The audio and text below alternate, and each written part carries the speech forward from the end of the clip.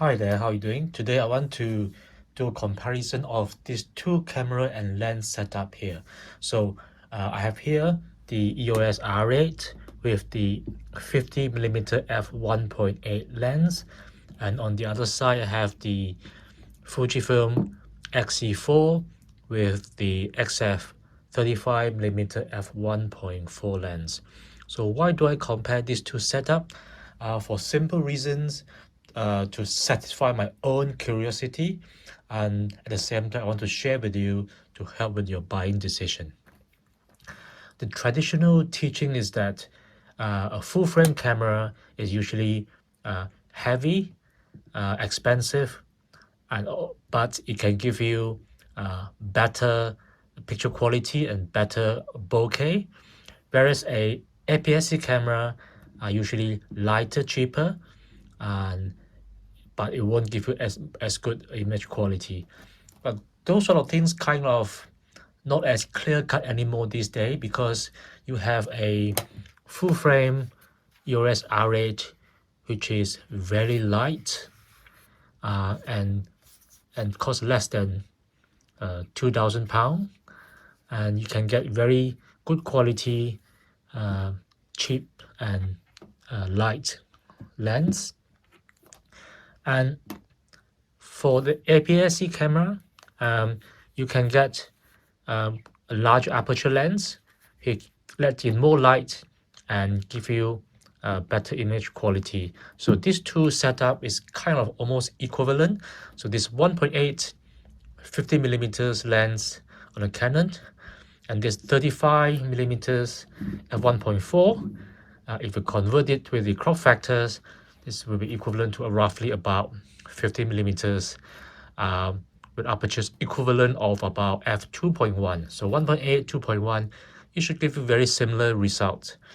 In terms of the cost of these two setup, the EOS R8 brand new costs about £1,699 in the UK. That's why I'm talking pound. The RF 50mm 1.8 costs £219.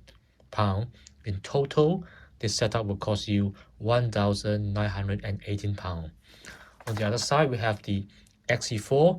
It has been discontinued, so you can't buy this anymore, but you can buy a similar price range camera. The XT30 Mark II costs you £1,199. If you add this lens brand new, it's £549. They will give you £1,748. You can get it cheaper if you buy the XS10, which only costs £949 new. It added the lens, that'll be £1,498, so which is still cheaper than the other setup. So I want to compare the autofocus speed and image quality, and most importantly, the bokeh you can get with these two camera setup. Right, before I do that, I just want to see how compare the weight of these two setup. See if there's any huge difference. So Canon EOS R8 with the 50mm, so 635 grams, which is very light for a full frame setup. You have the X-E4 with the 35mm lens, so 571 grams. It's a little bit lighter, but in real life, when you hold them in your hand, you actually feel the difference very much. Okay, so that's it for now. Let's go take some pictures. Okay, before we go and take some picture, let's compare the autofocus speed first. So this is the R8 with the 50mm. Choose the single point autofocus at the center.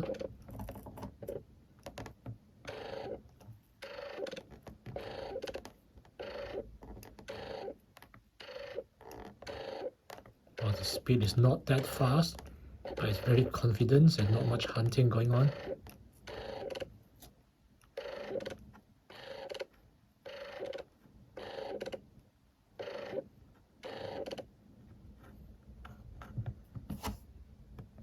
Now let's look at the X-E4 with the 35mm f1.4.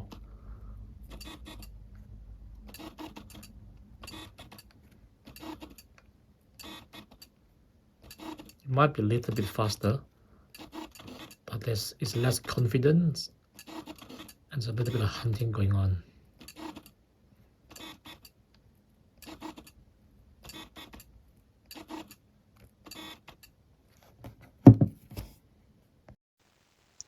Right, let's look at the pictures now.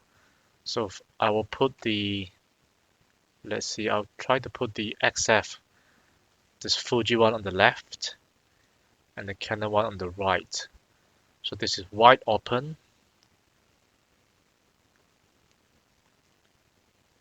So there's the Fuji and Canon at approximately the same distance. The 50mm Fuji, 35mm Fujifilm is actually equivalent to 52.5. So some of the pictures, it looks like it's a bit more zoom in because it's just 2.5mm closer. So this is the Fuji and the Canon. It looks very, very similar. Just different color, but the bokeh is, it really can't differentiate it. So let's look at the other one.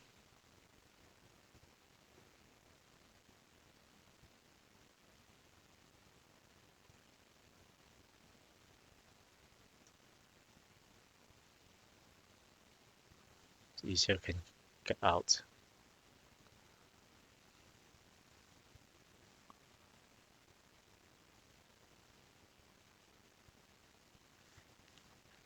Right, that is the Fuji and Canon. So this is a little bit further away. As you can see, the Fujifilm is a little bit more zoom in. As you can see, really not much different. You can hardly tell, considering the Canon is slightly wider focal length. You can argue that if this has the same focal length, then you might get a little bit more smoother bokeh on the Canon, but otherwise really can't tell the difference. So next picture, a bit further away again. So Fujifilm and Canon, apart from the difference in focal length, you really can't tell the difference in the bokeh. Let's look at some outdoor picture. So Fujifilm, Canon. Again, at this distance, you won't see much of the blurring of background. It looks very similar. A little bit closer. Here again, the Fuji is slightly more zoom in, and there's hardly any difference at all. I'm going to show you a few more, but pretty much the same theme really. Fuji, Canon, very similar. Let's look at this one. Fuji, Canon. Again, the Canon might be a little bit more bokeh, more out of focus compared to the Fuji. That's probably expected because the Fuji lens equivalent is 2.1. This is 1.8. Right, let's look at the shooting against the bright light to check the flare. I think this is the Fuji and this is the Canon. The Canon has got more of a different color casting from the sun, but the contrast wise is very similar. Maybe the Canon has better contrast.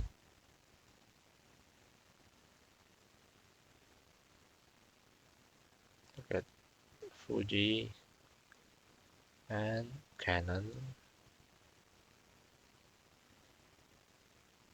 Yeah, no different at all. Very similar. So you probably expect that because Fujifilm on APS-C on the 1.4 and the Canon is a full frame. It's 1.8. They're roughly equivalent focal length and roughly equivalent aperture setting.